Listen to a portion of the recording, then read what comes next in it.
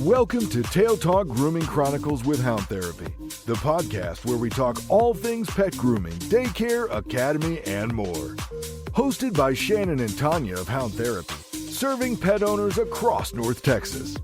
We're here to share expert tips, hilarious pet stories, and the inside scoop on keeping your furry friends happy and healthy. Our motto, humanity over vanity. And don't worry, we don't bite. Let's get started. Who let the dogs out? Who let the dogs out? Grooming difficult dogs isn't just about skill, it's about patience, understanding, and safety. What happens behind the scenes when groomers face aggressive, anxious, or untrained pets? The ugly truth may surprise you. Welcome back, everyone. I'm Sophia Yvette, co-host / producer, back in the studio with Shannon and Tanya, professional groomers at Hound Therapy.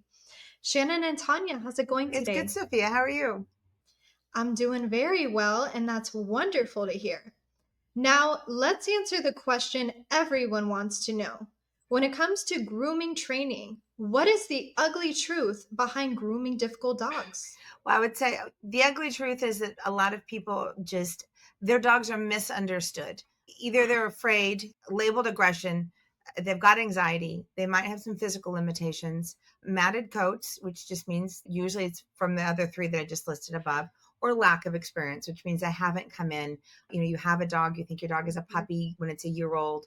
With reality, aggression is a label that's given to dogs just too freely. They're not necessarily aggressive. There's a lot of reasons that a dog can act out, kind of like a child.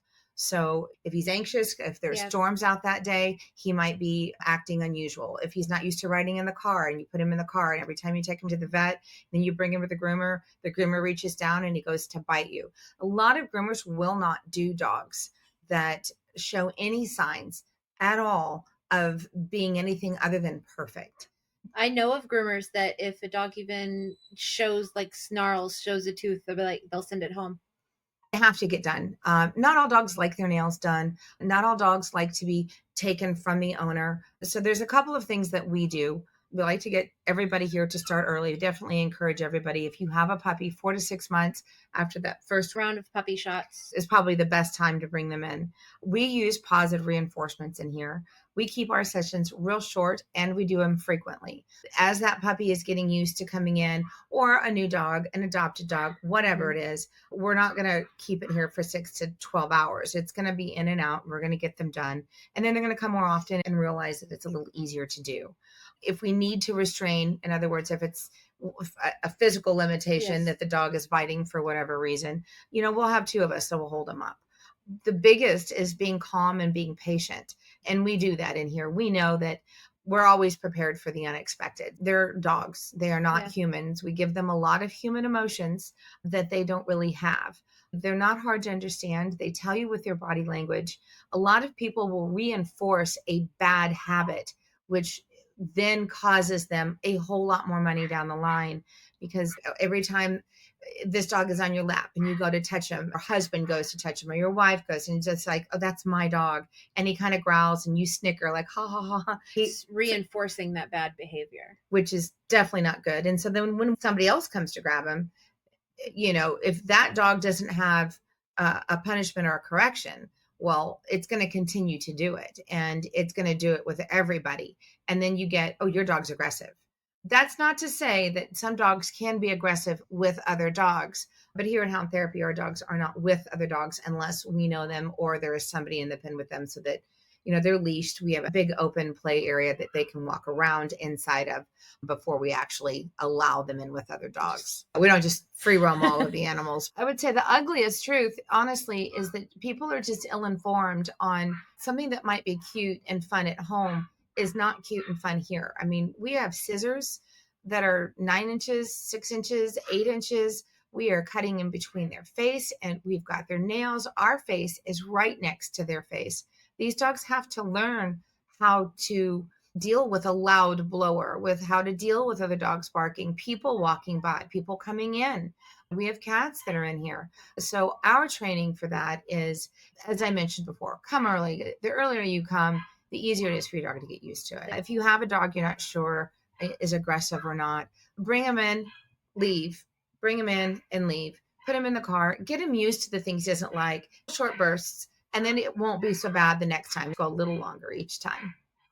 Understood. And so, getting into it a bit more, what are some of those early signs that a dog may be difficult to groom? So We have some rescue groups. Some are a little more organized than others. We had one not too long ago where they had this little bitty doodle. we offered to do pads and nails for everybody when they were in there. Yeah. But this doodle was, their person was very interested in getting their dog cleaned up. When she walked in, and he was a mess. It looked like somebody had just come in and whacked all over his head with scissors. He's short in one spot, long in another. His feet looked like little matted socks. His whole back was shaved quite nicely. He smelled good. He'd obviously had a bath. She asked if we could do the nails, and she wanted if we could do a light cleanup. Now, mind you, this is a rescue volunteer, not an employee. So she had just met this dog, and she's kind of formed a bond with it. And, I said, we'll do our best and we'll see what we can do. This dog, he did not want his nails done at all. I mean, like at all. Growling, biting, lunging, leaping off the table. It took 3 of us. The dog weighs maybe 25 pounds, maybe top. We were able finally to do it. We were able to turn the clipper on, rub the clipper on those feet, let him get used to the noise and the sounds. Same thing with the Dremel. Explain to this volunteer, because she had no idea what we're doing. We've got 3 people essentially on one little dog. And in her mind, it's like, what is going on? This is just a little doodle. I just wanted him cleaned up. Well, the long and the short of it is this dog was clearly, and I could tell by looking at it, he was not good for grooming. He is in a shelter for whatever reason. He is in an environment that he doesn't know. He was brought into another environment he didn't know. And he come in here looking like something the cat drug in. And the reason that is because whoever tried to groom him before, he also said, we're not doing my nails. We're not doing my feet. You're not doing my face. Mm-hmm. And so they didn't. And in here, they don't get that opportunity. We have to teach them that those have to happen. So I looked at her and I said, listen, I said, if you see another rescue that comes in, I said, I'm happy to try and make them adoptable and look pretty and as cute as possible. I said, but if you see that only half the dog is groomed and the parts that are left are the head and the feet, chances are that dog bites. And she goes, that makes sense. But I think it was also a lack of experience on the dog's behalf. Like he 100% possibly was put into a shelter when he was young. He wasn't that old. No, he was definitely under a year. So I think it's just a lack of the people that brought him into this world didn't experience him in the world of grooming, and he just never got used to it. That sadly is now his life until he gets used to it. And somebody who tried to groom stopped because he bit. So we don't stop because of that. We're going to teach them that, look, it's got to get done. It may take 3 of us to do it, but we'll get it done safely. Well, Shannon and Tanya, thank you so much for stopping in today and updating us on that important information. We will catch you in the next episode. Have a fantastic rest of your day. Thank you.